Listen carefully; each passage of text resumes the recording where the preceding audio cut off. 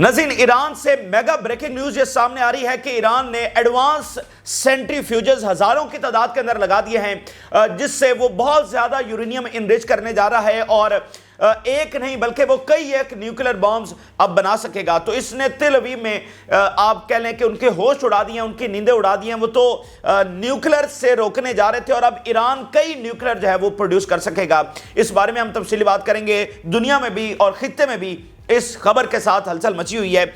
इसके बाद नाज़रीन, हाइफा पर बड़े हमले रिपोर्ट्स हो रहे हैं जिसमें कार्स अंडर अटैक आई हैं, डिस्ट्रॉय की गई हैं। मिसाइल आकर बहुत सारी कार्स को टकराए हैं, बिल्डिंग्स को टकराए हैं। दीगर जो मिलिट्री साइट्स हैं वो इस वक्त अंडर अटैक आई हैं और ज़मीनी जंग में इजरायली फौजियों की जो हलाकतें हैं वो इस वक्त रिपोर्ट हो रही हैं। इसराइल की जानिब से मरकजी बेरूत के ऊपर बमबारी की गई जिसका ये जवाब आया है और अभी बताया जा रहा है कि हिजबुल्लाह तल अवीव के ऊपर बहुत बड़े हमले आगे इस वक्त प्लान कर रही है जो अगले घंटों में किसी भी वक्त होने जा रहे हैं। और इजरायली फौजियों के हवाले से बड़ी खबर आ रही है, इजरायली फौजी खुद अपनी जानें लेने लगे हैं। वो इजरायली फौजी जो गजा में गए थे लड़ने के लिए, अब जब वो वापस आए हैं तो बहुत सारे ऐसे केसेस रिपोर्ट हो रहे हैं जिसमें वो खुद अपनी जानें लेने लगे हैं। ये इजराइल और यूरोप के दरमियान ठन गई है।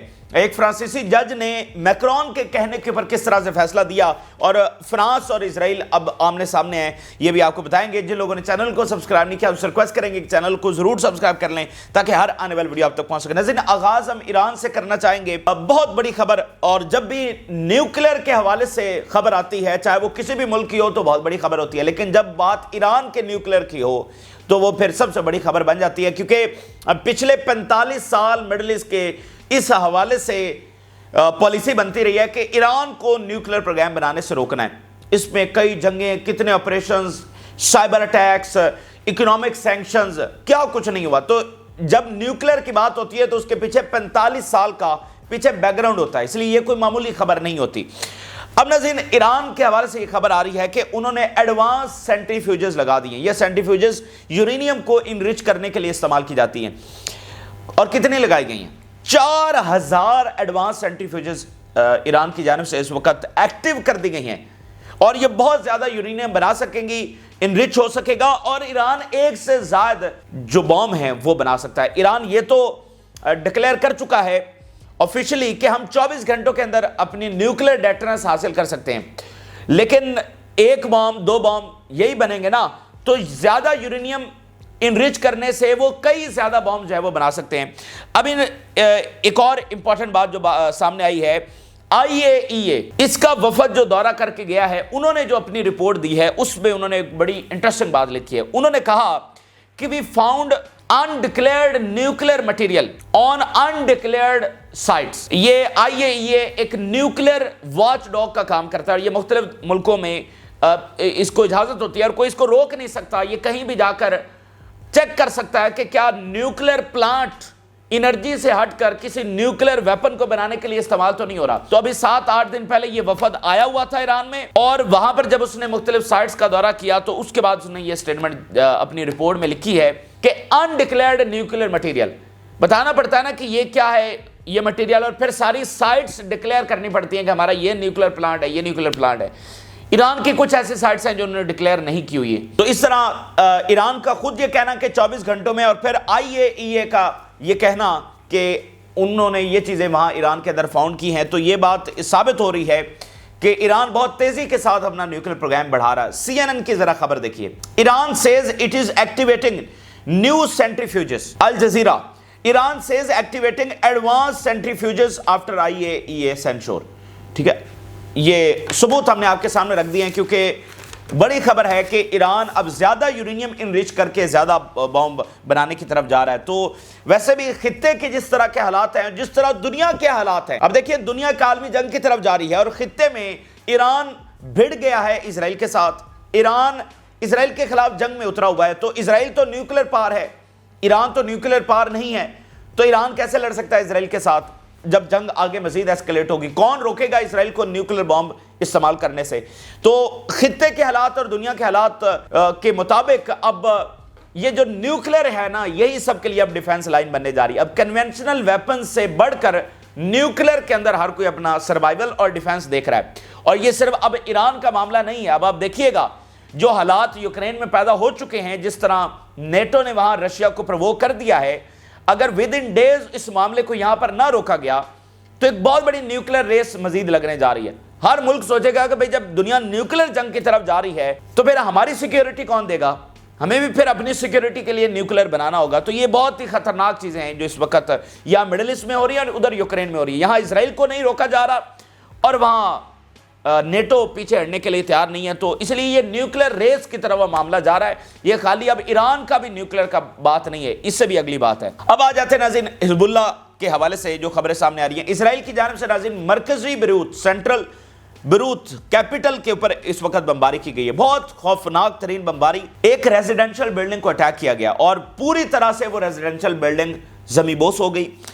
9 लोग उसमें अभी तक शहीद हुए हैं जो इब्तदाई रिपोर्ट्स के मुताबिक, और 23 जख्मी हैं जिसमें औरतें और बच्चे शामिल हैं, शहीद होने वालों में और जख्मी होने वालों में।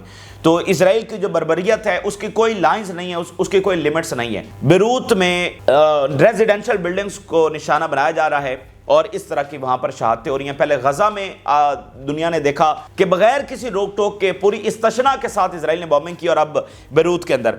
तो जाहिर बात अब इसका जवाब तो आना था। हिजबुल्लाह ने शदीद हमले इजराइल के ऊपर शुरू कर दिए हैं। पिछली पेज से बढ़कर कहीं ज्यादा ये लार्ज स्केल लेवल के हमले किए गए हैं और साथ जमीनी जंग में क्लैशेस के बाद इजरायली फौज की जो कैजुअलिटीज हैं वो रिपोर्ट हो रही हैं। आज का दिन बेसिकली इजराइल के ऊपर बहुत भारी पड़ने वाला है और ये जो इन्होंने बेरूत के ऊपर हमला किया है इसका बहुत भारी जो हिसाब है इनको देना पड़ेगा और खमियाजा इसका भुगतना पड़ेगा।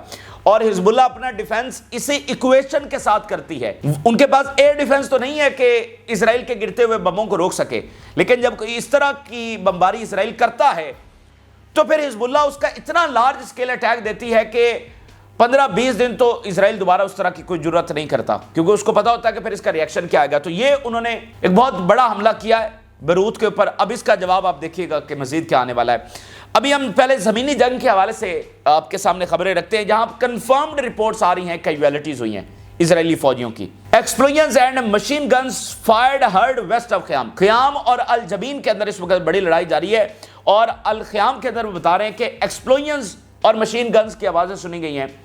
अब जरा ये खबर देखिए, helicopters that arrived in the northern occupied Palestinian area confirms that there were deaths and injuries from the occupation army in the Khiam clashes. Helicopters आए हैं और इजराइल से ये बात कंफर्म हो रही है कि ख्याम के अंदर जो क्लैशेस हुए हैं उसमें डेथ्स हुई हैं और इंजरीज हुई हैं, हलाकतें हुई हैं इजरायली फौजियों की।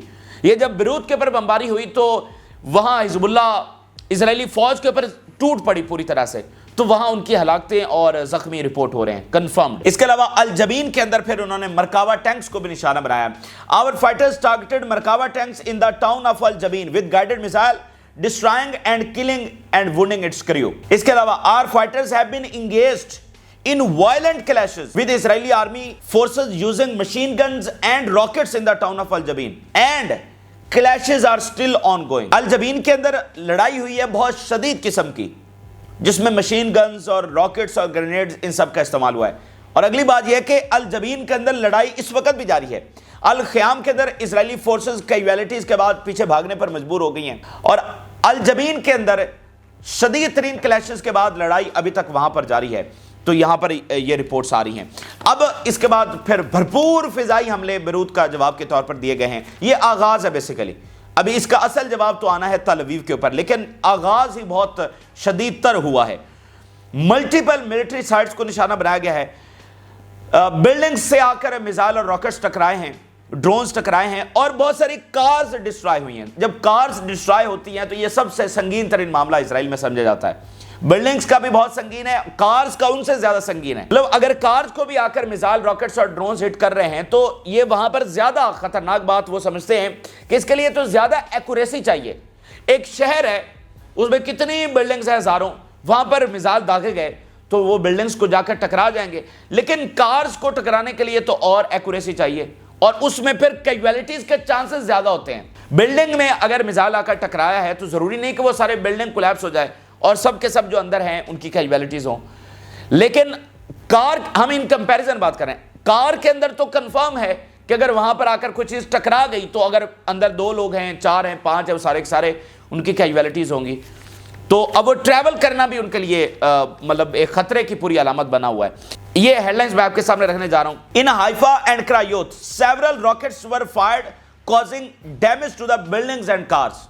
बहुत सारे रॉकेट्स आकर बरह बिल्डिंग्स में और कार्स में टकराए हैं. During the last salvo of rockets launched at the Haifa and Kiryat Haim, a direct hit was identified on the building in the Kiryat Haim. Kiryat Haim का जो छोटा सा शहर है वहां पर भी बिल्डिंग्स डायरेक्टली हिट हुई हैं. Our fighters launched an air attack with squadron of suicide drones on Sharaga base north of occupied Acre, hitting their targets accurately. Sharaga base जो कि गुलानी ब्रिगेड की बेस है, एडमिनिस्ट्रेटिव बेस, इसको continuously repeatedly निशाना बनाया जा रहा है. फिर इजरायली मीडिया बता रहा है कि एक ड्रोन आया है and it continued to fly for 40 minutes तक ये हाइफा के ऊपर घूमता रहा है और कोई इसको इंटरसेप्ट नहीं कर सका.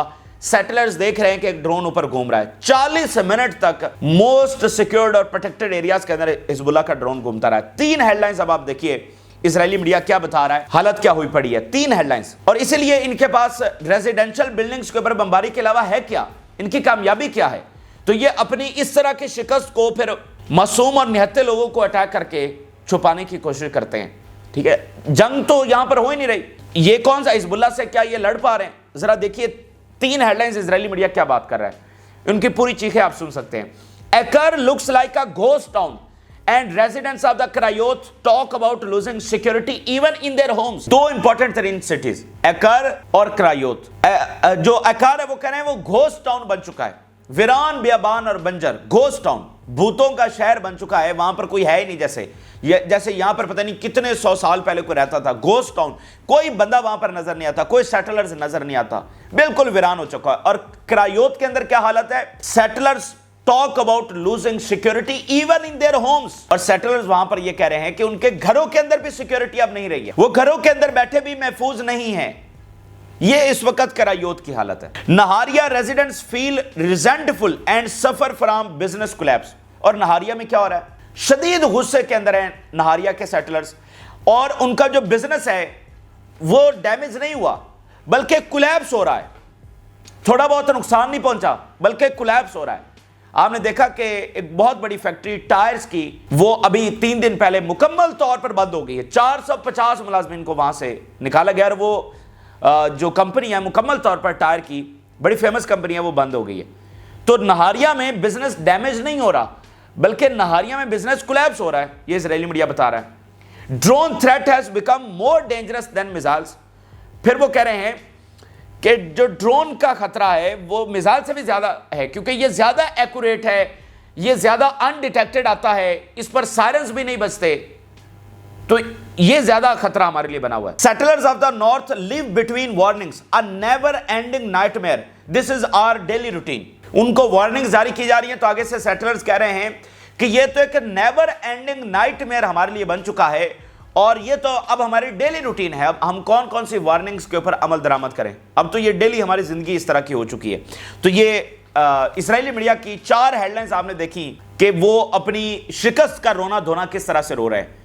तो एक जो बात मैंने पहले भी की वो ये है कि जब इस तरह का नुकसान हो रहा है, जब इसराइल जैसा मुल्क हो जिसके पीछे इतनी बड़ी इकोनॉमिक सपोर्ट हो, सारी चीजें हों, तो इस तरह का मुल्क अपने इकोनॉमिक लॉसेस को, हर तरह के लॉसेस को कवर अप कर लेता है, इसका लिए मसला नहीं है. लेकिन फर्क यहां पर क्या आ रहा है, फर्क ये आ रहा है कि क्या ये लॉसेस उसके कंप्लीट डिफीट में कन्वर्ट होने जा रहे हैं. ये बुनियादी फर्क है कि लॉसेस जो हो रहे हैं वो एक तो इजराइल को कमजोर कर रहे हैं, हालांकि हिजबुल्लाह की साइड के ऊपर देखिए हिजबुल्लाह के लॉसेस उसको कमजोर नहीं मजबूत कर रहे हैं और हिजबुल्लाह डिफीट की तरफ नहीं विक्ट्री की तरफ जा रही है, वो मजीद डोमिनेट कर रही है. इजराइल की साइड पर ये सारे लॉसेस, सेटलर्स का गुस्सा, सेटलर्स का प्रेशर, बिजनेस कोलैप्स, फौजियों के हलाकतें, ये सब इजराइल को कमजोर करते चले जा रहे हैं और इसको पुश कर रहे हैं टुवर्ड्स टोटल डिफीट. तो जब टोटल डिफीट होगी तो फिर इजराइल अपने इन लॉसेस को कवर अप नहीं कर सकेगा. ये इस जंग का बुनियादी फर्क है. अब जरा अगली बात आप सुनिए. इजरायली मीडिया ने आज एक रिपोर्ट जारी की है. इस रिपोर्ट के अंदर उन्होंने बताया है कि वो फौजी जो गजा के अंदर लड़ने के लिए गए थे, अब जब वो वापस आ रहे हैं तो वो अपनी जानें खुद ले रहे हैं, अपनी जानें वो खुद ले रहे हैं. ये इजरायली मीडिया रिपोर्ट कर रहा है. In recent months the soldiers who fought in Gaza and Lebanon committed suicide and this is only partial numbers as the Israeli army refuses to publish the full number of fighters who committed suicide or attempted suicide. मुकम्मल numbers Israeli army नहीं बता रही है, Israeli media report कर रहा है और वो कह रहे हैं नंबर्स बहुत ज्यादा हैं. तो जो मैंने कहा इससे पहले भी कितनी बार कि इस जुल्म का बोझ कोई भी नहीं उठा सकेगा, खुद इजरायली भी नहीं उठा सकेंगे। ना यहां पर कोई जंग हुई है, ना कोई यहां पर लड़ाई हुई है, यहां पर सीधा सीधा जुल्म हुआ है, यहां पर सीधा सीधा औरतों और बच्चों को मारा गया है, उनको शहीद किया गया है। तो यह बोझ ना वेस्ट उठा सकता है, ना कोई दूसरा उठा सकता है, और ना खुद इजरायली उठा सकते हैं। इसका सबूत आपने देख लिया। ना यह तारीख से मिटाया जा सकेगा और ना ये अपने अंजाम से कोई फरार पाएंगे, ये अपने अंजाम को पहुंचेंगे, आप देखिएगा। और ये जो यहां पर जुल्म हुआ है, इसका बोझ दुनिया में कोई भी नहीं उठा सकता। और इजरायली अगर ये ना करते तो शायद उनका इस तरह से इख्तिताम ना होता, लेकिन इस जुल्म की वजह से वो अपने इख्तिताम और डिफीट की तरफ जा रहे हैं। अब जरा देखिए, आईसीसी ने जो इंपैक्ट क्रिएट कर दिया है वो बहुत हैरान कुन है। और तारीख में पहली बार इंटरनेशनल लॉ लागू हुआ है इजराइल के ऊपर। पहली बार इंटरनेशनल लॉ जो है वो हरकत में आया है इजराइल के खिलाफ, इससे पहले कभी भी नहीं आया। आईसीसी के फैसले के बाद ये गिरती हुई इमारत को और झटका लगा है और इजराइल और यूरोप इस वक्त आमने सामने आ गए हैं। खासकर फ्रांस और इजराइल वो आमने सामने आ चुके हैं, क्योंकि इजराइल की जानिब से ये गुस्सा पाया जा रहा है कि आईसीसी के जो 3 जजेस का पैनल था जिन्होंने ये अरेस्ट वारंट जारी किए, जिसमें एक फ्रांसीसी जज था, और इजराइल ये कह रहा है कि मैक्रोन की इजाजत के बगैर ये फ्रांसीसी जज कभी फैसला दे ही नहीं सकता था। फैसला तो टोटल सारी बात है मेरिट के ऊपर ही आया और बहुत पहले आ जाना चाहिए था, लेकिन वेस्ट के प्रेशर की वजह से नहीं आ रहा था। तो पहले दिन जब फैसला आया तो हमने आपको कहा था ये यूरोप की ग्रीन लाइट के बगैर नहीं हो सकता। यूरोप की तारीख का सबसे बड़ा पॉलिसी शिफ्ट यहां पर आ चुका है। तो आज इजरायलियों को इस वक्त मरोड़ उठ रहे हैं कि ये फ्रांस हमारे खिलाफ खड़ा हो गया है और प्रेसिडेंट मैक्रोन उसके हुक्म के ऊपर हमारे खिलाफ अरेस्ट वारंट जारी किया गया। फ्रेंच जज at the international court in the Hague who issued arrest warrants for Israeli occupation minister, prime minister and Gallant would not have dared to take such an action without the green light and support from the French President Emmanuel Macron। अगर ये Macron की green light नहीं होती तो इसलिए हम कह रहे हैं तब्दीली आ रही है। यूरोप अपनी पोजीशन से पीछे हट रहा है, पॉलिसी शिफ्ट कर रहा है, इजराइल और अमेरिका से हटकर वो देख रहा है, इसलिए यह इख्तिताम है इजराइल का, उसकी सबसे बड़ी सपोर्ट बेस खत्म हो रही है। इसके अंदर एक और रिपोर्ट भी सामने आई है। फ्रांस ने अलग से लेबनान से टॉक्स की हैं और अमेरिका से कोऑर्डिनेट किए बगैर ये टॉक्स की हैं। The report also noted that Israel is displeased with the France stance on the Israeli occupation military industries as well as its exclusion from France arms fair। Israel को गुस्सा यह भी है कि फ्रांस ने जो इनकी आर्म्स कंपनीज को वो जो डिफेंस एग्जीबिशन हो रहा है उससे निकाला है, इसका भी उनको गुस्सा है। एडिशनली और इसके साथ there are claims that France has hindered settlement negotiations by conducting indirect talks with Lebanon without coordinating with the United States। Lebanon के साथ अलग से राब्ते किए हैं फ्रांस ने, अलग से कोऑर्डिनेशन की है, इंगेजमेंट की है, अमेरिका से कोऑर्डिनेट किए बगैर। जो मैक्रोन ने कहा कि हमें अमेरिका और इजराइल से हटकर अपनी पॉलिसी बनानी होगी, तो यहां पर अलग से वो लेबनान से बात कर रहे हैं, अमेरिका को कोऑर्डिनेशन में लिए बगैर वो लेबनान से बात कर रहे हैं। जो हसन नसरुल्लाह की शहादत थी ना, वो पहलू अभी तक मौजूद है, क्योंकि फ्रांस ने पैगाम भिजवाया था हसन नसरुल्लाह को कि हम सीजफायर की कोशिश कर रहे हैं, तो हसन नसरुल्लाह ने कहा कि हम भी यही बात कर रहे हैं पहले दिन से, आप करवाएं सीजफायर, हम तैयार हैं। और उसके बाद हसन नसरुल्लाह को शहीद कर दिया गया। तो ये जो बहुत बड़ी दरार आई है ना वेस्ट और यानी यूरोप और इधर इजराइल के दरमियान, ये हसन नसरुल्लाह की शहादत से आई है कि वो कह रहे हैं कि हम जिसको दहशतगर्द कह रहे थे वो हमारी बात मान रहा है, ठीक है, और जिसके खिलाफ हम सारा कुछ कर रहे हैं वो हमारी बात मान रहा है, वो सीजफायर की बात कर रहा है, और इजराइल ने उसी को शहीद कर दिया। तो ये बहुत बड़ी दरार जो है ना वहां से आई है, और फ्रांस उसके बाद ज्यादा फिर उसने शिफ्ट लिया है। और फ्रांस ने शिफ्ट लिया तो मुराद यूरोप जो है वो नया लीडर यूरोप का फ्रांस है, और फिर हर यूरोपियन कंट्री भी फलस्तीन के साथ खड़ा हो रहा है, ना कि इजराइल के साथ। आपने इटली को देखा, वो कह रहे हैं हम गिरफ्तार करेंगे, स्पेन, बेल्जियम, आयरलैंड, ये सारा आप देख रहे हैं। वॉल स्ट्रीट जर्नल इस वक्त क्या रिपोर्ट कर रहा है, 4 हेडलाइंस मैं आपके सामने रखने जा रहा हूं। Arrest warrant prompts some governments to reduce contacts with Netanyahu and other Israeli officials। मुकम्मल राब्ते जो है ना वो रिड्यूस कर दिए गए हैं, कुछ ने मुकम्मल खत्म कर दिए हैं, कुछ ने रिड्यूस कर दिए हैं नेतन्याहू और इजरायली ऑफिशियल से राब्ते। Arrest warrants may complicate travel for Netanyahu and Gallant who may risk arrest in any ICC member country। अब ये ट्रैवल नहीं कर सकेंगे, इनको खतरा होगा कि ये किसी भी मुल्क के अंदर गिरफ्तार हो सकते हैं। ICC arrest warrants for Netanyahu Gallant increase Israel's isolation। ये मैं नहीं कह रहा, वॉल स्ट्रीट जर्नल लिख रहा है। इजराइल की जो आइसोलेशन है इस एक वारंट ने उसके अंदर बहुत बड़ा इजाफा किया है। Israeli officials worry arrest warrants could put government and military officials at risk. शदीद खौफ पाया जा रहा है कि ये वाले जो अरेस्ट वारंट्स हैं ये एट रिस्क डाल सकते हैं इजरायली गवर्नमेंट और ऑफिशियल्स को। और चूंकि अभी खबर हमने पहले भी आपको दी कि सीक्रेट वारंट्स भी जारी हो सकते हैं, तो किस इजरायली ऑफिशियल के वारंट जारी हो चुके हैं इजराइल को पता ही नहीं होगा। वो किसी मुल्क में लैंड करेगा और गिरफ्तार हो जाएगा, तो जिस दिन पहली गिरफ्तारी मजीद हो गई उसके बाद फिर क्या बनेगा। तो ये इस वक्त की ताजा तरीन तफसीलात हैं जो आपके साथ शेयर की। आपने राय जरूर आगाह करें। जिन लोगों ने चैनल को सब्सक्राइब नहीं किया उससे रिक्वेस्ट करेंगे चैनल को जरूर सब्सक्राइब कर लें ताकि हर आने वाले वीडियो आप तक पहुंच सके। इजाज़त दीजिए। अल्लाह।